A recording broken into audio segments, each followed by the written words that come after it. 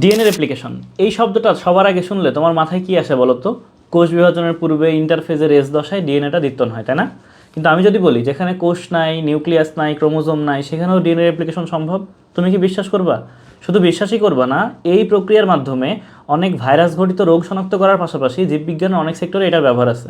আজকে আমরা সেইটা সম্পর্কে জানবো। এই প্রযুক্তিটার নাম হচ্ছে পলিমারেজ চেইন রিয়াকশন বা পিসিআর। চলো আজকের ক্লাস আমরা শুরু করি।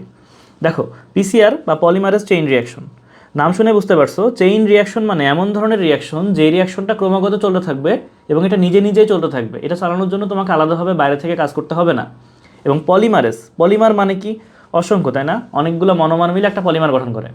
তার মানে অসংখ্য জিনিস তৈরি করবে এবং একটা চলমান রিয়াকশন, এটাই হচ্ছে পলিমারেজ চেইন রিয়াকশন। অসংখ্য জিনিসটাই হচ্ছে ডিএনএ, মানে একটা ডিএনএ থেকে অসংখ্য ডিএনএ তৈরি করবে এবং এটা ক্রমাগতভাবে চলতে থাকবে। দেখো এখানে কি করা হয়, ডিএনএর একটা নির্দিষ্ট অংশকে খুব দ্রুত অনেক কম সময়ে অনেক কপি বানানো যায়। এটাই হচ্ছে পলিমারেজ চেইন রিয়াকশন। অনেক সময় আমরা ডিএনএ নিয়ে কাজ করি, সেখানে স্যাম্পল অনেক কম থাকে। ওই কম স্যাম্পলকে অনেক কম সময়ে অনেক বেশি স্যাম্পলে রূপান্তর করার জন্য এই পলিমারেজ চেইন রিয়াকশন বা পিসিআর প্রযুক্তিটা ব্যবহার করা হয়। কারণ অনেক কপি করে নিলে যে কোনো কিছু ডিএনএর ভিতর থেকে আমাদের খুঁজে পাওয়া অনেক বেশি সহজ হয়, তাই না? কারণ ডিএনএ তো অনেক ছোট, এটাকে খুঁজে বের করা অনেক বেশি টাফ। সো আমরা যদি অনেকগুলো কপি তৈরি করে নিই, যে কোনো কিছু আমরা খুব সহজে খুঁজে বের করতে পারি। হতে পারে সেটা করোনা টেস্টের জন্য করোনার আরএনএ খোঁজা বা অন্য কোনো কিছু। ওকে, দেখো এটার আবিষ্কার করেন হচ্ছে ক্যারি মুলিস এবং 1983 সালে আবিষ্কার করেন। এটার জন্য তিনি নোবেল পুরস্কার পান, খুবই গুরুত্বপূর্ণ এমসিকিউর জন্য। পিসিআর বা পলিমারেজ চেইন রিয়াকশন ডিএনএ নিয়ে কাজ করে এবং ডিএনএগুলোকে ফটোকপি করে, মানে একটা ডিএনএ থেকে অনেক অনেক ডিএনএ তৈরি করে। এবং দেখা যায় প্রতি 10 মিনিটে 1000 পর্যন্ত কপি তৈরি করা সম্ভব। এবং দেখো এখানে একটা থেকে দুইটা, দুইটা থেকে চারটা, চারটা থেকে আটটা, এইভাবে প্রতিটা থেকে আবার দুইটা দুইটা করে বাড়তে থাকবে। ওকে, আচ্ছা, এখানে একটা এনজাইম লাগে, এই এনজাইমটার নাম হচ্ছে ট্যাগ ডিএনএ পলিমারেজ। খুবই গুরুত্বপূর্ণ এনজাইম ভাই, এইচএসসিতে অ্যাডমিশনে মাঝে মধ্যে কোশ্চেন আসে থাকে। পলিমারেজ এনজাইম যেখানে দেখবা সেখানে জানবা ডিএনএ ফটোকপি হওয়া, ডিএনএ দ্বিত্বন হওয়া বা ডিএনএ রেপ্লিকেশনের কোনো ব্যাপার আছে, তাই না? ওখানে ডিএনএ পলিমারেজ 1 পড়ছিলা, 3 পড়ছিলা, কোথায় বলো তো?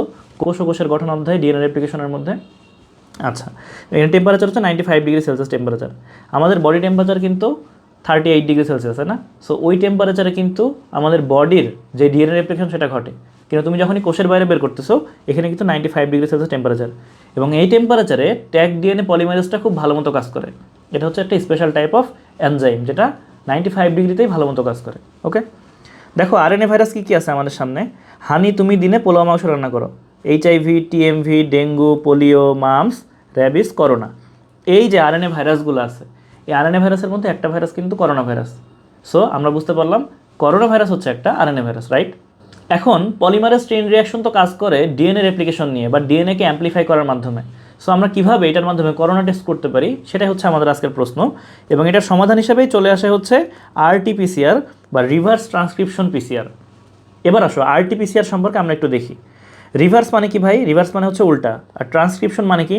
ট্রান্সক্রিপশন শব্দের এক্স্যাক্ট অর্থ হচ্ছে ডিএনএ থেকে এমআরএনএ তৈরি, তাই না?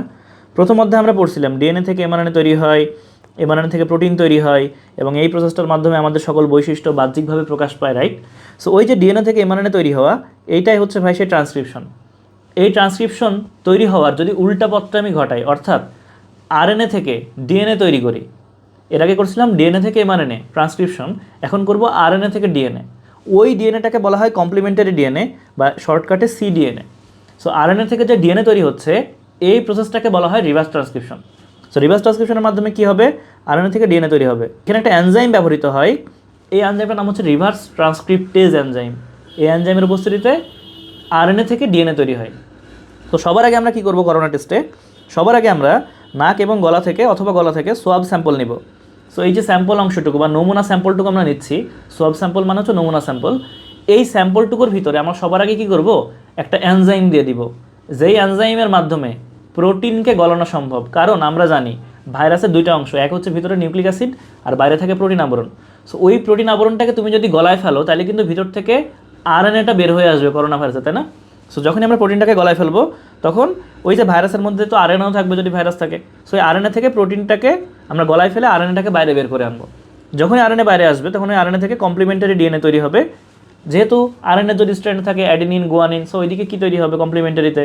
অ্যাডেনিনের অপোজিট কী হবে? থায়ামিন, গুয়ানিনের অপোজিট সাইটোসিন। সো ওইভাবে একটা প্রধান বেস তৈরি হবে। তারপর ডিএনএর ওই যে স্ট্র্যান্ডটা তৈরি হবে, প্রধান একটা স্ট্র্যান্ড, ওইটাকে বেস করে আরেকটা স্ট্র্যান্ড তৈরি হয়ে একটা ডিএনএ তৈরি হয়ে যাবে ডাবল স্ট্র্যান্ডের, ঠিক আছে। সো এই যে দেখো কমপ্লিমেন্টারি ডিএনএটা তৈরি করলাম, এই কমপ্লিমেন্টারি ডিএনএকে, এটা তো একটা ডিএনএ, সো এটাকে পিসিআর প্রযুক্তির মাধ্যমে আমরা অসংখ্য কপি তৈরি করব। সাধারণত 10 মিনিটে 1000+ কপি তৈরি করা যায়। সো অসংখ্য কপি যখন তৈরি করব আমরা, তখনই পিসিআর মেশিন ডিটেক্ট করতে পারে আচ্ছা এই কপির মধ্যে যে ডিএনএগুলো নতুন নতুন অনেকগুলো ডিএনএ তৈরি হয়েছে না, এই ডিএনএগুলোর সাথে কি করোনা ভাইরাসের আরএনএ সিকোয়েন্সের মিল আছে কিনা।